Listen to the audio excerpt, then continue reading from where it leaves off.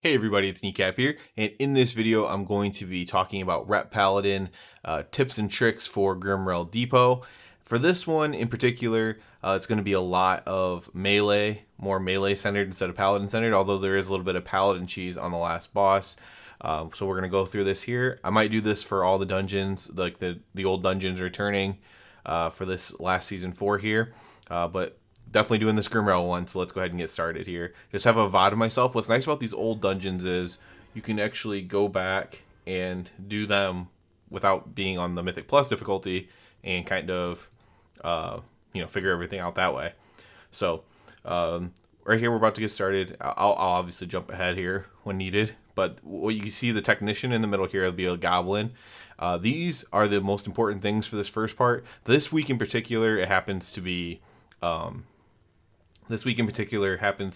inspiring, but normally you're going to really want to interrupt these guys. It might be difficult to interrupt them on inspiring unless they are the inspiring mob themselves.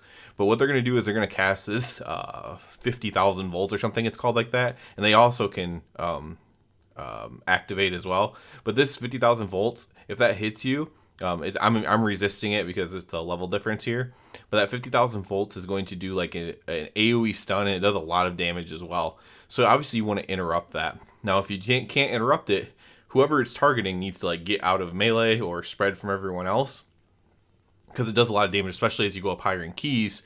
It's going to stun everybody and do a lot of damage. I think at some point here it actually does hit me and stun me. Should be soon, but there's, as you can see, there's just like a few technicians here before the first boss. At some point, I think I get stunned, but and I couldn't get them to cast the other ability that they should have, but I believe that one can either be stunned or interrupted as well. So you just want to kind of, there you go, see that stun there, and it would hit everyone near me as well if there was other people in this dungeon with me. So just good to know that as a melee player. Interrupt 50,000 volts specifically. And those technicians are the problem ones. So then we're going to get to the first boss here. There's not a ton, again, there's nothing really Paladin related here. Other than, of course, you can immune with bubble and stuff like that. But you're mostly going to want to just stay on the big guy, right? Because the goblin's going to be jumping around constantly. The tank might be kiting around the big guy. I actually don't like that for this, just because it can be a little bit rough, especially, even I have Cavalier, but jumping back and forth is just kind of rough. Plus, then he's going to jump up there. The tank's going to run him into it and knock him down. And then the other thing that could be useful to know is that when the goblin falls from this thing here, you're going to see he has I'll scroll over it for a moment there, recovering. I think I scroll over it again. I'll pause it. There we go, recovering. Damage taken increased by 100% for a few seconds there, so you can absolute dumpster some damage on him if he's behind. That you do want them to die roughly at the same time.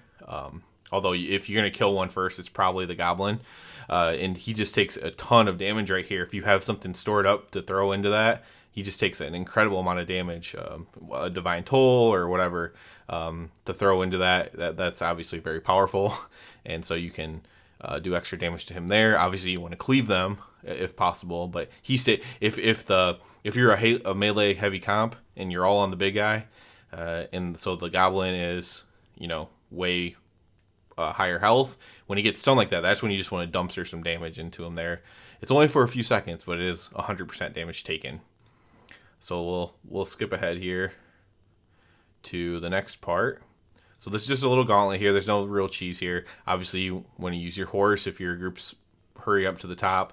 For this week at least, I think a lot of people are pulling back a couple of the shrouded ads or whatever back there. But probably later on, there'll probably be a strat where you just run up to the top right away. It can be a little bit rough. It's really hard to dodge stuff up here. But obviously, just use your horse and everything and try to get up there. After you finish that little thing, you'll head over to the next area. Not much to talk about in this area either for melee / rat. So basically, just watch the ground. There's all kinds of stuff going on the ground effects here. And what I'm doing here is I'm just going back behind these boxes. Don't be afraid to go back behind boxes, especially if you don't know what you're really doing. So like if you're learning the dungeon, right, which is probably why you'd watch a video like this, is if you wanted to learn something about the dungeon. So if you're really confused, like, or there's too much stuff on the ground, just go back and line of sight behind the boxes. They're everywhere, and it pretty much makes you safe from everything. And then just try to like figure out the mechanics as you go. There's not very many mechanics. It's just they all happen to be like putting stuff on the floor, and some packs have more of those than others. But that's pretty much the premise of this area is lots of stuff on the floor and very little room. We'll get to the second boss. There's not much to talk to about here from a paladin point of view necessarily. But yeah, so I will go over a little bit like what these abilities do. So we have black rock mortar shells, and then you can shoot a honing shell, and then you have black rock grenades, and you throw those with an extra button. Those are the things that are going to do damage to him while he's in his cannon. So he's in his cannon over there, and I'll use the cannon here at some point and show you how it happens. Now you can also pick up the other black rock shell, and it doesn't shoot a honing shell. It shoots like a scrap metal thing blast, and that's for actually attacking these guys that are hitting me right now. When you have these eyes above your head, as I do, I'm the only person, so I have the eyes. You want to, LOS behind boxes and stuff. So I just picked up the mortar shell, and so I'm gonna target the cannon, and you'll see I have the 2 button available to activate. Well, I don't know if you can see it or not. 2 buttons available to activate, and then it does a little bit of damage to them. You can pick up the grenades. You have to throw the grenade on to it as well. Get close enough to do it. And then there's a shrapnel thing as well here, and that's again for shooting just the ads. I'll do that I think right here. And so that's just a way to kill some of the ads. And then I think I pick up some grenades at some point to just show you them. So here's the grenades. You see an extra action button over here on the nope, it's right where my camera's at. So you can't see where my extra action button is. But your extra action button will have grenades, and you can throw them. I saw some things saying that you actually need to throw one on the boss when he's in his cannon. That the honing shells won't do enough. So if that's the case, definitely be prepared to throw a grenade onto him in his cannon. So this part right here, just use your horse, try not to die to the fire. It's an embarrassing way to die, but people will die to it.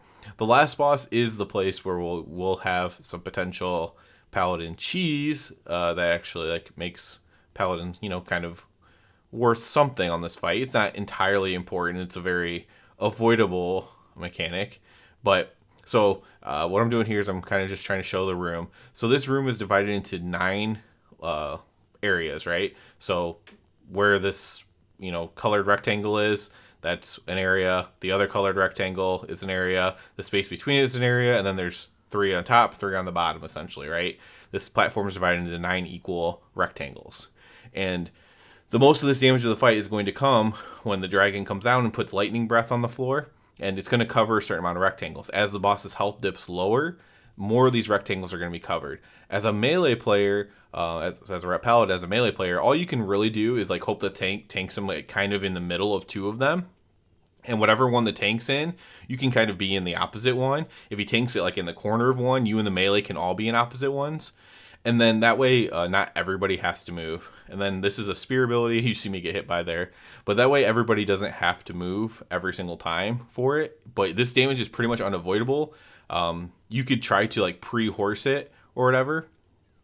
And, as you see the dragon coming, and that way you maybe get out of it before it ticks on you.